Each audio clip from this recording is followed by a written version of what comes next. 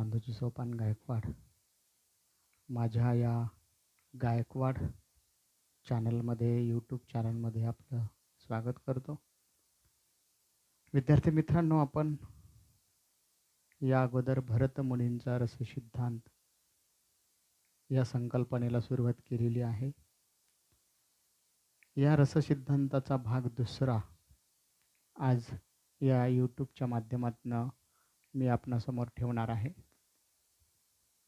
माझी आपणाला नम्र विनंती आहे की आपण माझ्या चॅनलला सबस्क्राईब करा, माझ्या व्हिडिओला लाईक करा, कमेंट्स बॉक्समध्ये कमेंट्स लिहा, माझ्या व्हिडिओला शेअर करा आणि जे आयकॉन बेल बटन दिसतं त्या बेल बटनला तुम्ही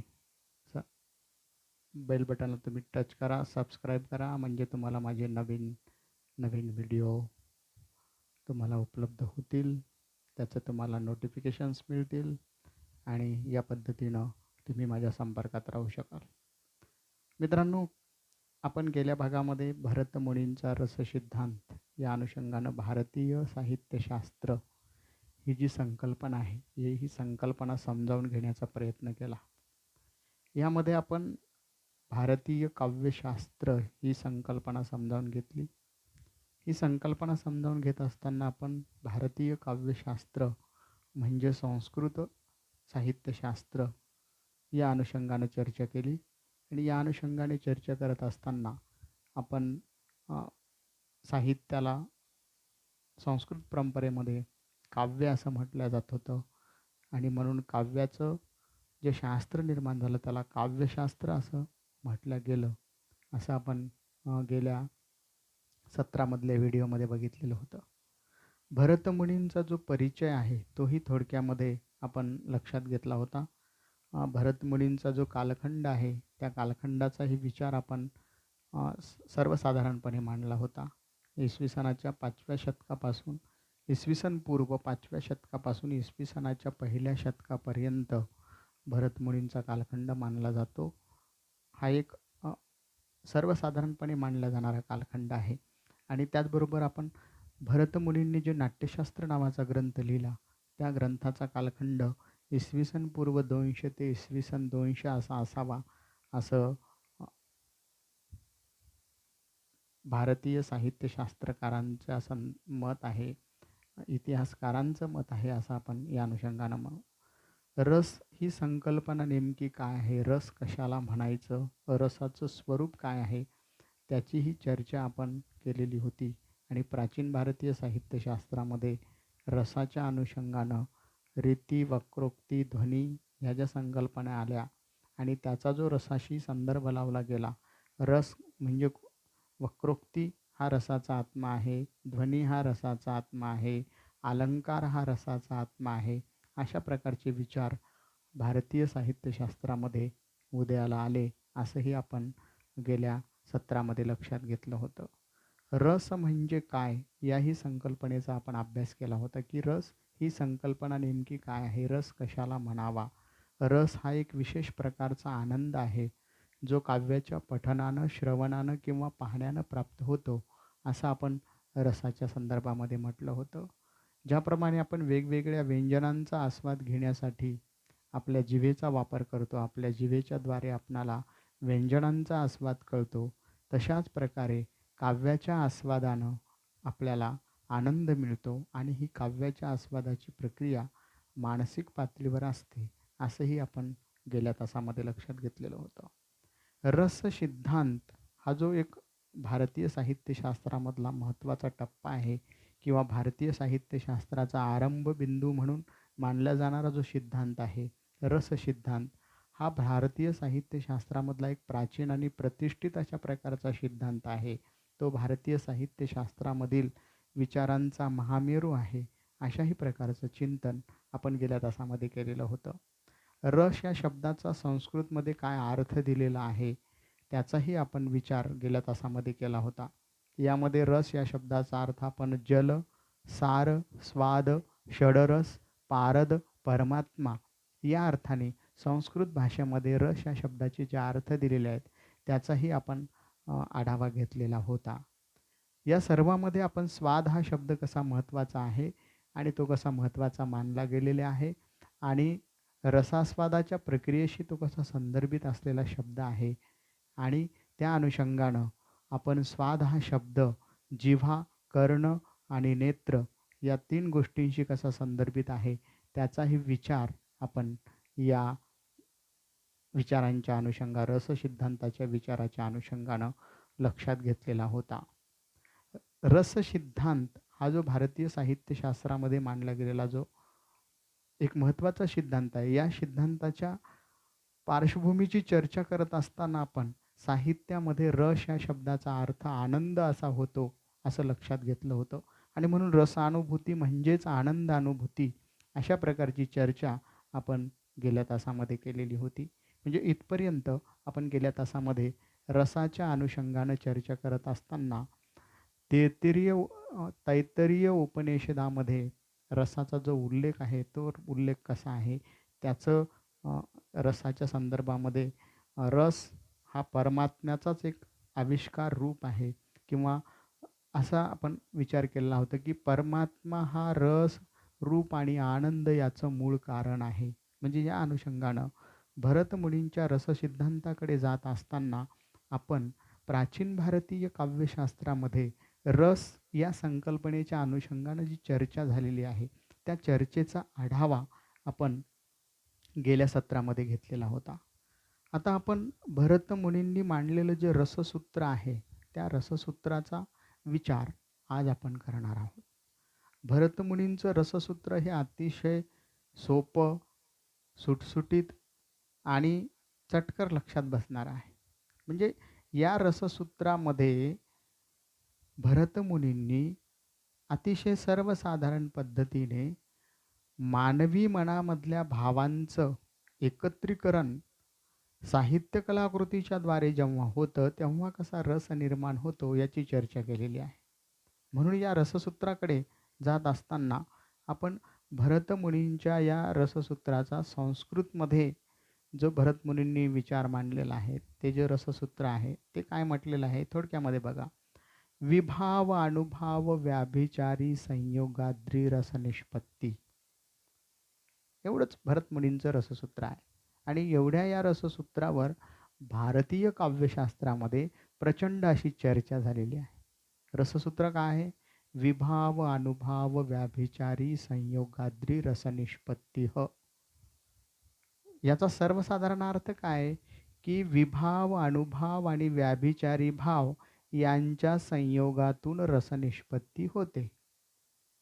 भरतमुनींचं रससूत्र आहे विभाव अनुभव व्याभिचारी भाव संयोगाद्री रसनिष्पत्ती. म्हणजे प्रत्यक्ष संस्कृतमध्ये विभाव अनुभव व्याभिचारी संयोगाद्री रसनिष्पत्ती. म्हणजे विभाव, अनुभव आणि व्याभिचारी भाव यांच्या संयोगातून रसनिष्पत्ती होते असं भरतमुनी म्हणतात. आता या सूत्राकडे जात असताना आपण पहिल्यांदा रसाचे जे प्रमुख अंग आहेत, जे भाव आहेत, त्याची चर्चा थोडक्यामध्ये करून पुढे आपण भरतमुनींच्या रससूत्राकडे जाणार आहोत. म्हणजे मी पहिल्यांदाच तुम्हाला भरतमुनींच्या रससूत्राकडे नेणार नाही आहे, तर त्या अगोदर आपण रस आणि रसाचे प्रमुख अंग ही संकल्पना थोडक्यामध्ये समजून घेऊयात. विभाव अनुभव व्याभिचारी संयोगाद्री रसनिष्पत्ती असं जेव्हा भरतमुनी म्हणतात, तेव्हा रसाच्या प्रमुख अंगाच्या अनुषंगानं स्थायी भाव हा महत्त्वाचा ठरतो. म्हणजे प्रत्येक रसाचा एक स्थायी भाव असतो आणि तो त्या रसाच्या दृष्टिकोनातून महत्त्वाचा असतो. प्रत्येक कलाकृतीमध्ये निर्माण होणारे जे वेगवेगळ्या प्रकारचे रस असतात, त्या प्रत्येक रसाच्या पाठीमागे एक स्थायी भाव असतो. हा स्थायी भाव उपजतच असतो, तो प्रत्येकाच्या ठिकाणी असतो आणि तो त्या कलाकृतीमध्ये जेव्हा येतो, तेव्हा तो त्या कलाकृतीच्या रसाच्या दृष्टिकोनातून महत्त्वाचा ठरत असतो. म्हणजे स्थायी भाव हे आपल्या मानवी हृदयामध्ये अंगभूतच अशा प्रकारचे आहेत. मानवी मनामध्ये स्थायी भाव हे अंगभूत अशा स्वरूपाचे आहेत आणि स्थायी भावाची एकंदरीत संख्या 9 एवढी सांगितली गेलेली आहे. म्हणजे स्थायी भाव हे किती आहेत? तर सर्वसाधारणपणे स्थायी भाव हे 9 सांगितले गेलेले आहेत. आता हे कोणकोणते आहेत स्थायी भाव? ह्याच्यामध्ये पहिला आहे रती, म्हणजे रतिभाव. स्थायी भावामधला पहिला भाव रतिभाव. रतिभाव कशाला म्हणायचं? रतिभाव म्हणजे नेमकं काय? स्त्री पुरुषांमधलं प्रेम आकर्षण ही रतिभावामध्ये मोडल्या जातं. म्हणजे स्त्री आणि पुरुषांमध्ये जे प्रेमाचं आकर्षण असतं, भावनिक पातळीवरचं म्हणू किंवा आपण शारीरिक पातळीवरचं म्हणू, हे आकर्षण रतिभावामध्ये अंतर्भूत केलं जातं. दुसरा भाव जो आहे तो आहे स्थायी भावामधला हास्य किंवा हासभाव. आता हास्य किंवा हा जो रस आहे हा आपल्या प्रत्येकाच्या मानवी जीवनामधला अविभाज्य भाग आहे. हास्य म्हणजे विनोदी वृत्ती या रसामध्ये प्रामुख्याने महत्त्वाची असते. तिसरा जो स्थायी भाव सांगितलेला आहे तो आहे शोकभाव. जीवनात जेव्हा अनिष्ट किंवा दुःखद घटना घडतात, मानवी जीवनामध्ये जेव्हा एखादी अनिष्ट, अमंगल अशा प्रकारची घटना घडते, एखादी दुःखद घटना घडते, तेव्हा प्रामुख्यानं मानवी मनामध्ये शोककारी भावना निर्माण होत असतात आणि यालाच शोकरस स्थायी भावामधला तो शोकभाव असं म्हटलेला आहे. पुढचा भाव आहे क्रोध, म्हणजे राग. म्हणजे जेव्हा अनिष्ट किंवा अनुचित कार्य करणाऱ्या व्यक्तीच्या प्रती निर्माण झालेला भाव. एखादी व्यक्ती जेव्हा अनिष्ट किंवा अनुचित अशा प्रकारचं कार्य करते जे आपल्याला आवडत नाही, अशा प्रकारचं कार्य करणाऱ्या व्यक्तीच्या प्रती जेव्हा जो भाव निर्माण होतो तेव्हा त्याला क्रोध भाव असं म्हटलं जातं. पुढचा जो भाव आहे तो आहे उत्साह भाव. हा जो भाव आहे हा शूरता, दान, दया यासारख्या प्रसंगामध्ये उत्पन्न होत असतो आणि यासारख्या प्रसंगामध्ये उत्पन्न होणाऱ्या या भावाला उत्साह भाव असं म्हटलं जातं. ह्याच्यानंतरचा जो पुढचा भाव सांगितलेला आहे तो आहे भय. स्थायी भावांची आपण चर्चा करतोय. हे जे 9 स्थायी भाव आहेत, हे 9 स्थायी भाव नेमके कोणते आहेत ते आपण समजावून घेतोय. एका पद्धतीनं थोडक्यामध्ये त्याचं विवेचन मी तुमच्यासमोर मांडण्याचा प्रयत्न करतोय. आपण क्रोध, उत्साह या भावापर्यंत येतोय. शूरता, दान, दया आदी प्रसंगांमध्ये उत्पन्न होणारा भाव उत्साह म्हणून ओळखला जातो. म्हणजे हा जो भाव आहे हा भाव उत्साह म्हणून ओळखला जातो. भय हा एक भाव आहे. हा कधी निर्माण होतो? अपराधजन्य परिस्थितीमध्ये किंवा अनपेक्षित प्रकारे एखाद्या भयंकर वस्तूचं दर्शन जेव्हा आपणाला घडतं तेव्हा आपल्यामध्ये भय नावाचा भाव उत्पन्न होतो. हा एक स्थायी अशा प्रकारचा भाव आहे. निर्वेद किंवा शमभाव. निर्वेद किंवा शमभाव हा पुढचा स्थायी आहे. निर्वेद म्हणजे ज्ञान आणि शम म्हणजे शांती. आपल्या जीवनामध्ये कधी सांसारिक जीवनात निराशा आणि संघर्ष जेव्हा विकोपाला जातो तेव्हा माणसाला असं वाटतं की कुठेतरी दूर जंगलात जाऊन आपण शांती समाधानानं राहिलं पाहिजे. नको आता या जीवनामध्ये आपल्याला आता काही रस राहिलेला नाही आहे. आता आपण कुठेतरी दूर जंगलामध्ये जाऊयात आणि तिकडे राहूयात असं जेव्हा व्यक्तीला वाटतं, अशा प्रकारची एक अवस्था, मनोअवस्था ही मनाच्या पातळीवर निर्माण होणारे सगळे भाव आहेत. अशी मानसिक अवस्था जेव्हा व्यक्तीच्या मनामध्ये निर्माण होते त्याला असं वाटतं की आपण दूर कुठेतरी जंगलामध्ये जाऊन कुठेतरी दूर या सगळ्या व्यापापासून दूर जाऊन राहावं. अशा वेळेला उत्पन्न होणारा भाव हा प्रामुख्यानं शम किंवा निर्वेद भाव म्हणून ओळखला जातो असं तुम्हाला म्हणता येईल. विस्मय किंवा आश्चर्य भाव पुढचं स्थायी भावामध्ये आहे. विस्मय किंवा आश्चर्य भाव कधी निर्माण होतो?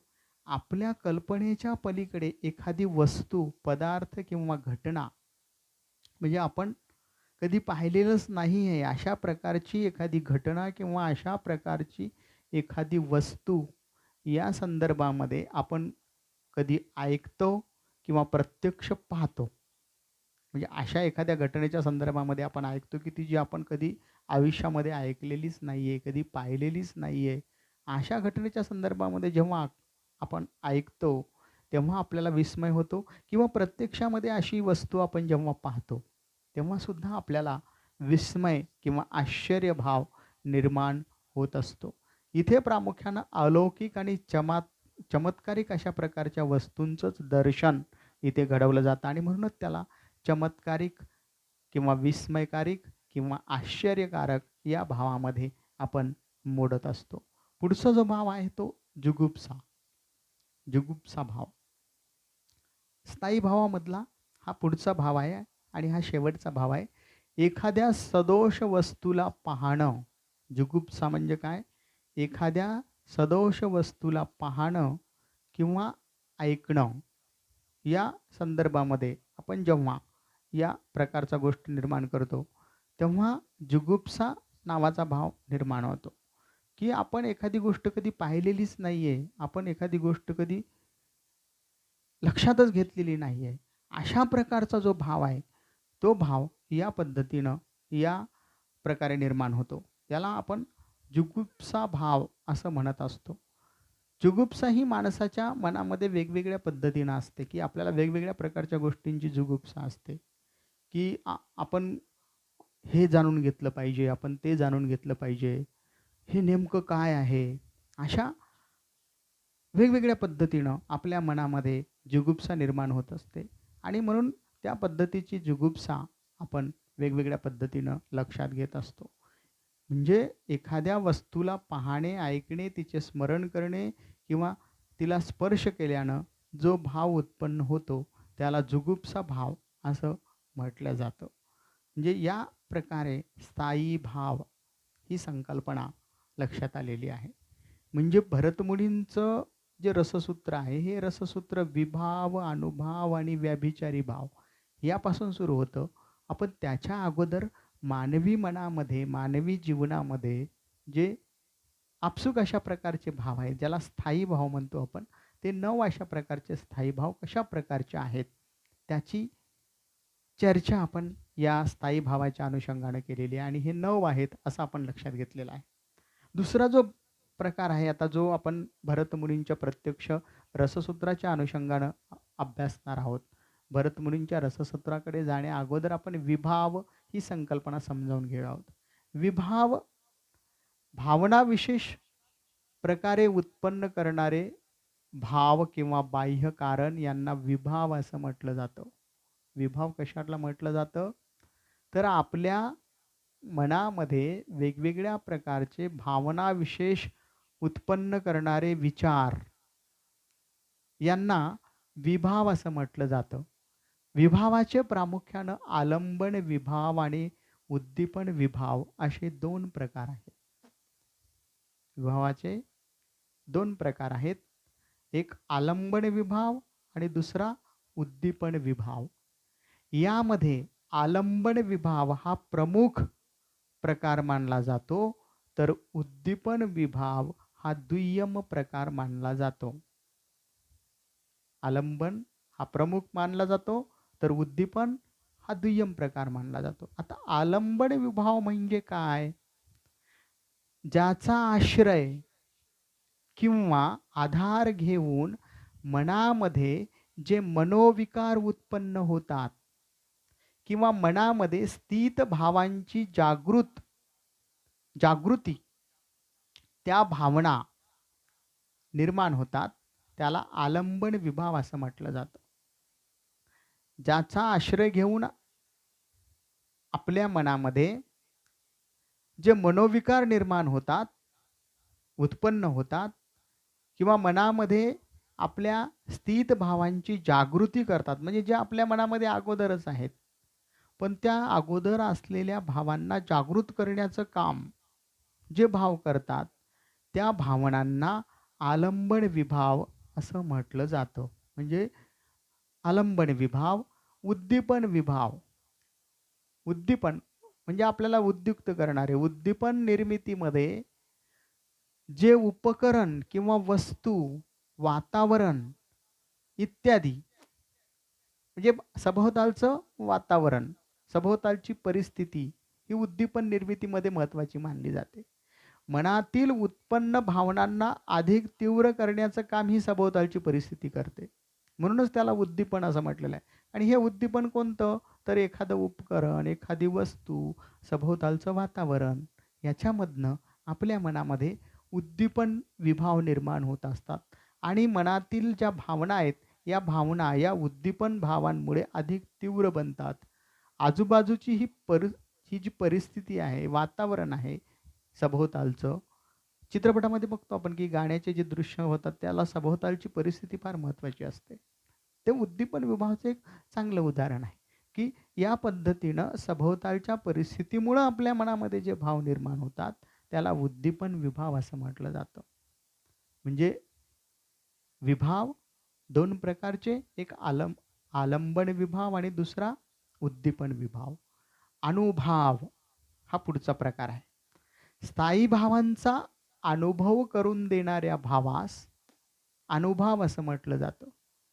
जे स्थायी भाव आहेत आपल्याकडे, आपल्या मानवी मनामध्ये, त्या स्थायी भावांचा अनुभव जेव्हा करून दिला जातो, ते अनुभव करून देण्यासाठी जे भाव प्रकट होतात, त्यांना अनुभव असं म्हटलं जातं. म्हणजे अनुभवयन्ति इति अनुभावः. याचा अर्थ असा आहे, की जे भावांच्या मागे असतात, त्यांना अनुभव असं म्हणतात. अनुभवाचे वेगवेगळे प्रकार सांगितलेले आहेत. कायिक अनुभव, मानसिक अनुभव, आहार्य अनुभव, सात्विक अनुभव, अशा प्रकारचे हे प्रामुख्यानं 4 प्रकार अनुभवाच्या संदर्भामध्ये सांगितलेले आहेत. कायिक, मानसिक, आहार्य आणि सात्विक. आता कायिक अनुभव म्हणजे काय? की शरीराच्या विविध अंगाशी संबंधित हावभावांना कायिक अनुभव असे म्हटलं जातं. कायिक हा शब्द शरीराशी, काया म्हणजे शरीर. कायिक अनुभव. कायिक अनुभव शरीराच्या विविध अंगाशी संबंधित असलेले भाव. आता मी बोलताना हात वर करतोय, माझ्या चेहऱ्यावरती जे भाव दिसत आहेत, या सगळ्या भावांना आपण कायिक हावभाव असं म्हणू शकतो. ते वेगवेगळ्या परिस्थितीमध्ये वेगवेगळे जी ज्या प्रकारची परिस्थिती असेल, म्हणजे परिस्थितीजन्य कायिक हावभाव असू शकतात, अनुभव असू शकतात. म्हणून शरीराच्या विविध अंगांशी संबंधित हावभावांना कायिक अनुभव असं म्हटलं जातं. मानसिक अनुभव, आता हे मनाशी निगडीत असलेले आहेत. अंतःकरणातील प्रवृत्तीतून उत्पन्न होणाऱ्या भावांना, अंतःकरणातील प्रवृत्तीतून उत्पन्न होणाऱ्या भावांना मानसिक अनुभव असं म्हटलं जातं. आता हे मानसिकतेची संदर्भित असलेले आहेत, हृदयाशी संदर्भित असलेले. आपल्या हृदयाच्या प्रवृत्तीतून आपल्या मनामध्ये काय चाललंय त्याच्यामधनं हे निर्माण होतात. म्हणून यांना मानसिक अनुभव असं म्हटलं जातं. आहार्य अनुभव, आहार्य भाव हे वेशभूषा किंवा केशभूषा यानं आरोपित होत असतात. म्हणजे व्यक्तीची वेशभूषा कशी आहे, केशभूषा कशी आहे, याच्यावरनं आहार्य अनुभव व्यक्त होत असतो. सात्विक अनुभव, जे अनुभव सत्वगुणांनी निर्माण होतात, त्यांना सात्विक अनुभव असे म्हणतात. आणि सात्विक अनुभवाचे प्रामुख्यानं 8 प्रकार सांगितलेले आहेत.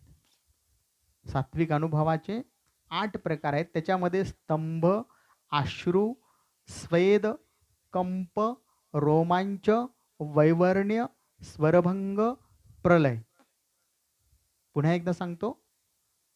सात्विक भावाचे, अनुभवाचे 8 प्रकार आहेत.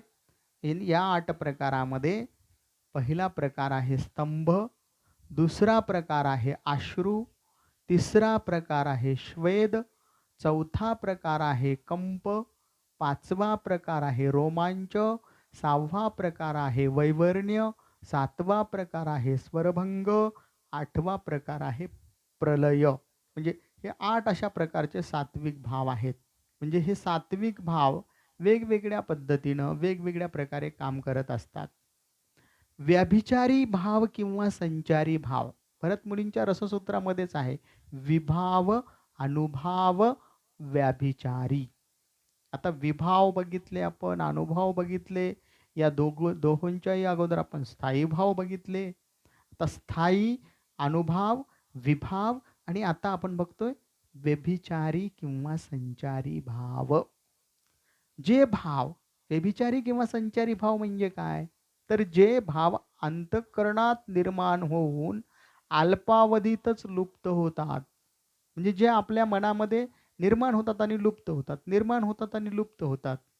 म्हणजे ते एका जागी थांबतच नाहीत. ते सतत संचार करत असतात. म्हणून त्यांना संचारी भाव असं म्हणतात.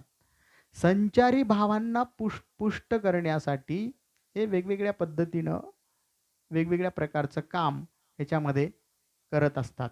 संचार करणं हे या भावाचं प्रमुख लक्षण असतं.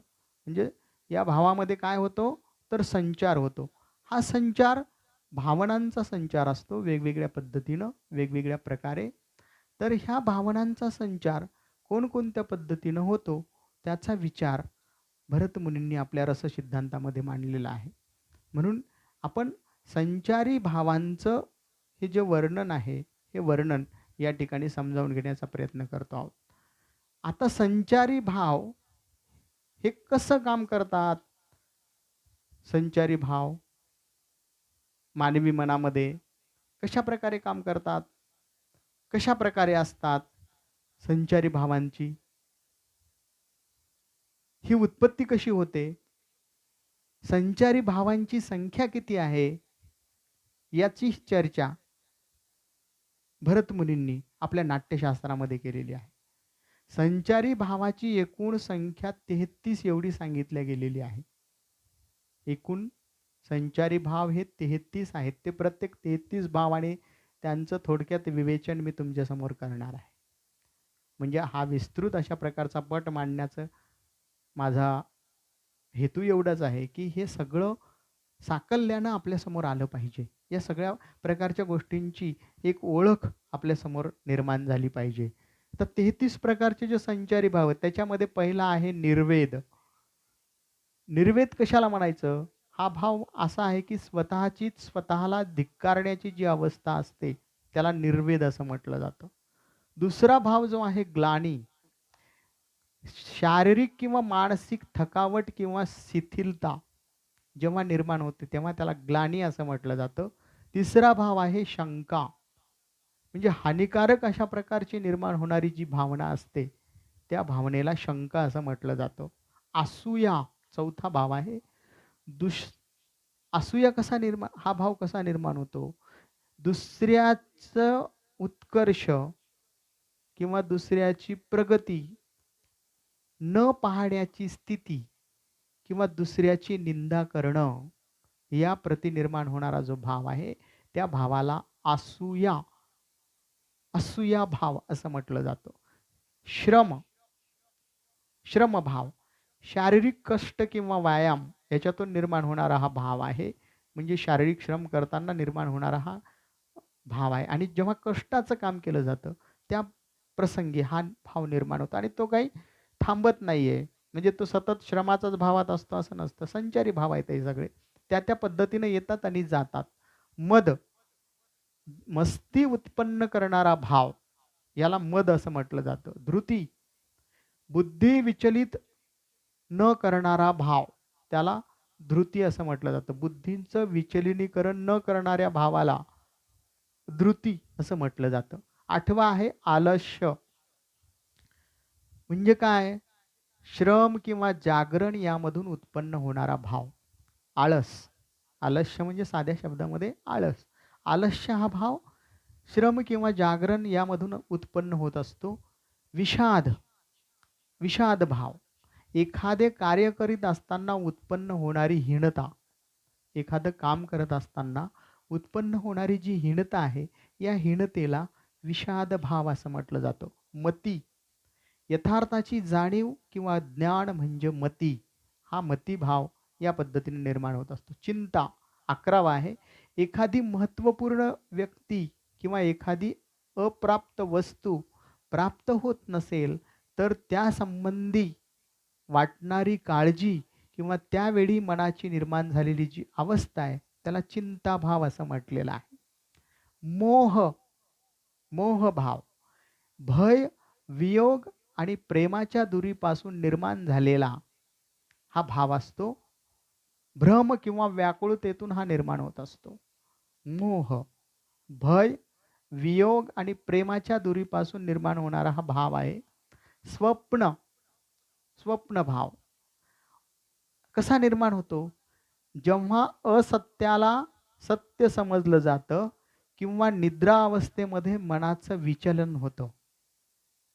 निद्रा अवस्थेमध्ये मनाचं जेव्हा विचलन होतं, म्हणजे सिगमंड फ्राईडकडे जागेला आपणाला, की फ्राईडनं स्वप्नाच्या संदर्भामध्ये डे ड्रीम नावाचा सिद्धांत मांडलेला आहे आणि त्याच्यामध्ये ते सगळं आलेलं आहे.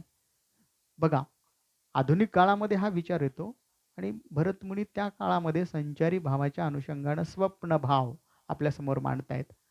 स्वप्नभाव कधी निर्माण होतो? तर असत्याला सत्य समजणं किंवा निद्रा अवस्थेत मनाचं विचलन होणं या प्रसंगी निर्माण होणारा जो भाव आहे त्याला स्वप्न असं म्हटलं जातं. विबोध, निद्रा किंवा अज्ञानाचं दूर होणं या अनुषंगानं जो भाव निर्माण होतो त्याला विबोध भाव असं म्हटलं जातं. निद्रा किंवा अज्ञानांच्या दूर होण्यानं जो मनोभाव निर्माण होतो त्याला विबोध भाव असं म्हटलं जातं. स्मृती, स्मृतिभाव, पाहिलेल्या व्यक्ती किंवा वस्तूंची पुन्हा आठवण येणं. पाहिलेल्या व्यक्ती किंवा वस्तूंची पुन्हा आठवण येणं याला स्मृतिभाव असं म्हटलं जातं. आमर्ष, अनादराच्या कारणांना निर्माण होणारा भाव. अनादर एखाद्या व्यक्तीच्या विषयी जेव्हा वाटतो आणि या अनादराच्या कारणानं जो मनामध्ये भाव निर्माण होतो आणि त्याची कायिक, हावभाविक अशा प्रकारची मानसिकतेच्या मनोअवस्थेच्या पातळीवर जी एक आपली हावभावांची परिस्थिती निर्माण होते त्याला प्रामुख्यानं अमर्ष भाव असं म्हटलं जातं. गर्व, गर्वभाव, स्वतःला दुसऱ्याच्या तुलनेत श्रेष्ठ किंवा महान समजल्या जातं तेव्हा गर्व हा भाव निर्माण होतो. जास्त सांगण्याची गरज नाहीये. लवकरात लवकर पूर्ण करण्यासाठीचा जो भाव निर्माण होतो त्याला औत्सुक्य भाव असं म्हटलं जातं.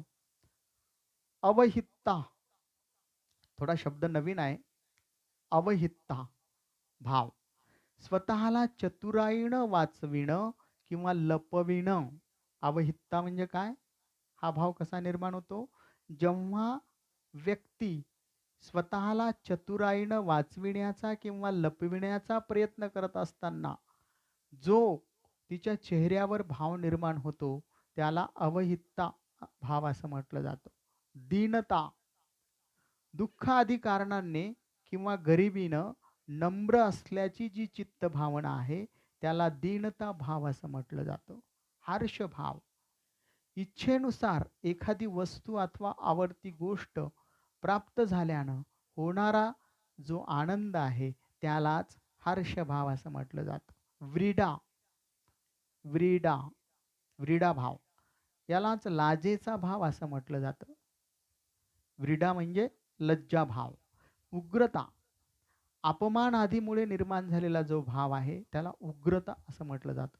निद्रा, निद्राभाव, भौतिक जगाशी वा विषयाशी निवृत्त होऊन शांत झालेली मनोअवस्था याला निद्राभाव असं म्हटलेलं आहे. व्याधीभाव, व्याधी म्हणजे काय? व्याधी, वियोगाने निर्माण झालेली अवस्था याला व्याधीभाव असं म्हटलं जातं. व्याधीभाव ही वियोगानं निर्माण झालेली अवस्था असते. आपण संचारी भाव 33 जे संचारी भाव सांगितलेले आहेत त्या 33 संचारी भावांचं रूप मी तुम्हासमोर मांडतो आहे.